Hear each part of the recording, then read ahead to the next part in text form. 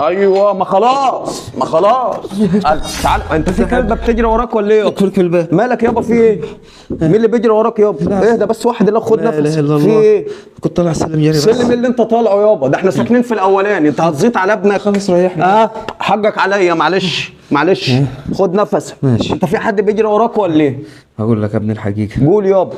كنت قاعد انا والجماعه اصحابي يعني. الشله بتاعتك الشله بتاعت المعاشات، عارفها انا اللمه دي. وقعدوا يجيبوا في سيره الناس وسيره دوت وسيره ديت، ومسكوا سيره واحده من البلد. مسكوا سيره واحده، كل واحد قال كلمتين، انت تسكت؟ لا ازاي؟ لازم تحط كلمتين التاتش بتوعك. يا ابني اسمعني انا ما قلتش حقك حاجة. عليا. طالما ما قلتش يابا، امال خايف ليه؟ ايه اللي جايبك جاري كده يابا؟ ما هي المشكله دلوقتي في ميدو. ميدو ابنها عارف؟ ما يعرف ميدو يعني احنا يوم ما نخاف هنخاف من عيل صغير يا يابا. ابني ابنها مين؟ ده جوزها. جوزها اللي اسمه ميدو؟ أيوه. وميدو اللي جايبك جاري كده وكان هيتفك على السلم. أيوه، ما أنا خايف. وانت يوم ما تخاف هتخاف من ميدو؟ وانت مخلف سوسن ولا ايه يابا؟ لا انا ولا ميدو ولا 10 زي ما يجي ميدو يابا. انا عارف ان انا مخلف راجل، طب امال ايه في ايه؟ فانا خايف يجي ورايا يا ابني. ما يجي يابا يبقى هو بقى، بص يبقى هو حظه كده. اهدى بس وحط في بطنك بطيخه صافي يا حاج، انت مخلف راجل، ولا ميدو ولا 10 زي ميدو. ماشي يا ابني، بس بقول لك انت لازم تضرب ميدو. هضرب لك ميدو، ماليش بركه الا ميدو. خش يابا. ماشي يابا، اضرب ميدو. على الحلال لا ضارب لك ميدو.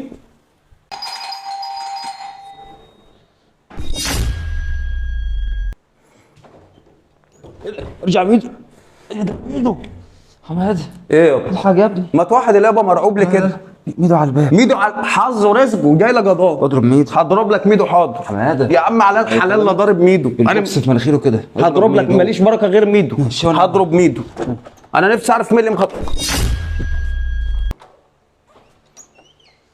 انا هقول لك كلمتين اتنين بس، مش انا على فكره. ابويا هو راح فين؟ ابو جري جوه.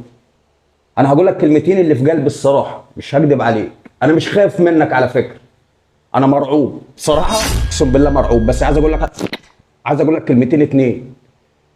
انت ليك حق، وابويا ما جالش بس قعد في القعده. حتى لو ما جالش فهو غلطان، بس راجل كبير اعتبره زي ابوك. الراجل على المعاش، الراجل عنده ضغط وسكر وعنده القلب، هتكلمه كلمه لو ما عجبتوش هيروح في غيبوبه، وانت اللي هتشيل الليله. احنا غلطانين يا ابن الناس وحقك علينا. طالما سيره بيتك اتفتحت في قعده ابويا كان قاعد فيها وما سابهاش ومشي، كمل للاخر. فيا عم احنا اعتبرنا احنا الحق اللي يرضيك انا هعمله لك. حقك عليا وعايزك تسامح لله عشان خاطر.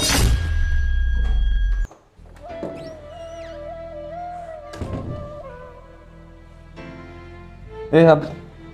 ايه يابا؟ ميدو مشي؟ يابا ميدو مشي. هو اللي انت عمال تقوله له ده يا ابني، عمال تقول له حقك علينا يا ابني. انا ما اتكلمتش. قال لك لا يابا لازم نعتذر، لازم نعتذر يابا. الراجل سيرة بيته اتفتحت في قعده وانت كنت موجود فيها، سمعت الكلام حتى لو اتقال غصب عنك او سمعت الكلام كان واجب تقوم تمشي. طالما كملت القعده تشيل ليلتك يابا، تحاسب على المشاريب.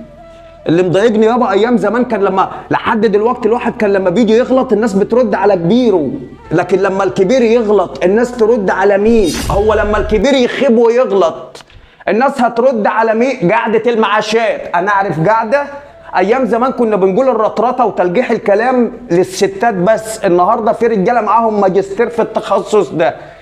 لما كان الكبير يغلط، لما كان الصغير يغلط كنت انت تروح تاخد حقك تشتكي للكبير، لكن لما الكبير يخيب ويغلط اشتكي لله. قعدة المعاشات، الناس اللي بتقعد تحت التوته 5 6 ماسكين سيرة مراتي ومرات اخويا ومرات ابن عمي ومرات ابن خالي، ده ماسكين سيرة بيوتهم نفسيها. يعني هم لو ما لقوش حد يجيبوا سيرته بيتكلموا على بيوتهم. الله يسترها معاكم، انتوا ناس كبار. الواحد بني ادم المفروض لما بيكبر بيعجل، ما بيكبرش ويخيب. قعدة المعاشات اللي ما وراهاش غير سيرة الناس، اتقوا الله.